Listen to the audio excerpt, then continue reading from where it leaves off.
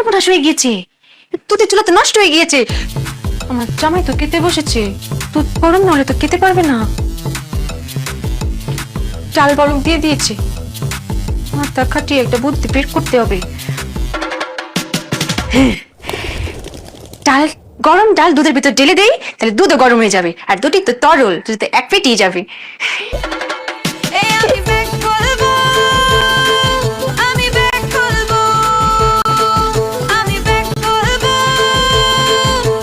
তুমি জানো না ডাল আর দুধ ছাড়া আমি খাইতে পারি না, এগুলো তো সবার আগে আনবা। থাকো নিয়ে দেখো। ও বউ বউ আয় মায়া, আমার মাথায় বুদ্ধি শুধু ঘোরে, বুদ্ধির চোটে যায় সব। দুধ আর ডাল গরম করতে অত কোন লাগি নানি, আগে ডাল দিয়ে দাও।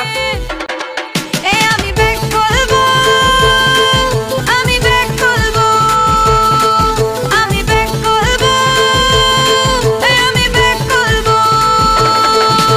কি করবো?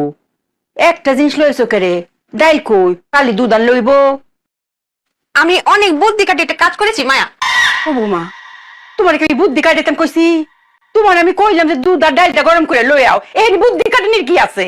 মায়া, আমি ডাল আর দুধ দুই চুলায় দড়িয়ে দিয়েছিলাম, কিন্তু এক চুলা না হুট করে নষ্ট হয়ে গেছে। এদিকে দেখি ডাল বলক উঠে গেছে, তো ভাবলাম যে দুধ যখন ঠান্ডা ডালের ভিতর ঢেলে দিই, একসাথে গরম হয়ে যাবে, আর এই দুটো তরল জিনিস তো এক পেটে যাবে না মায়া। বুঝতে পাইছো? ভালো হয়েছে না রেসিপিটা? খুব ভালো হয়েছে, খুব ভালো হয়েছে। আম্মা কি করছিল তখন? আমার বউ সবচেয়ে সহজ, 10 গ্রামে এত সুন্দর বউ নাই, সত্যার কথা কয়। এই তার নমুনা। হ্যাঁ, দুধ আর ডাল একসাথে নিয়ে আইছে, এটা আমি খাবো? খাও, তুমি খাও, তুমি বউর প্রশংসা করছো না, তুমি খাও। এই খাও না, আমি খাবো না, আমার পেটটা নামবো না। না তো, আমার পক্ষে সম্ভব না।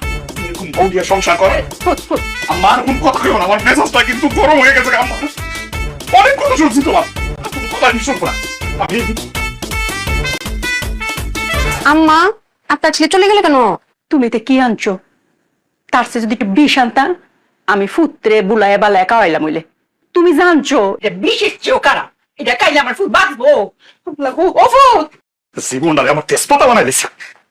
বলাই ফুট, এই ফুট, ফুট, ফুট, ফুট না আমার কত বালা, কাউন থেকে উদম নাই। একটু একটু আমার রেসিপির ওজন মনে নিতে পারেন নাই, কিন্তু কষ্ট একটাই, রেসিপিটা না খেয়ে চলে গেল। পরীক্ষা করে দেখতো কেমন হয়েছে। আমার মন মেজাজটা খুব খারাপ। এরকম কথা, এরকম ব্যাকরণ নাকি দুনিয়াতে হয়? ডালের সাথে দুধ মিশেছে। কি নিয়ে কথা বলছে ওরা? যাই তো দেখে আবার কোনো ব্যাকুলামি করে ঝগড়া লাগলো কিনা। আবার দাঁত গেলে হাসতে হাসতে বলে কি একই বেড়ে যাবে, সমস্যা কি খাইতে? কেমন লাগে? এটা কেমনে পারলাম এরকম একটা ব্যাকরণ আমার ঘাড়ির মধ্যে ঝুলাই দিতে? ও বউ, উপস্থিত আম্মা, উপস্থিত।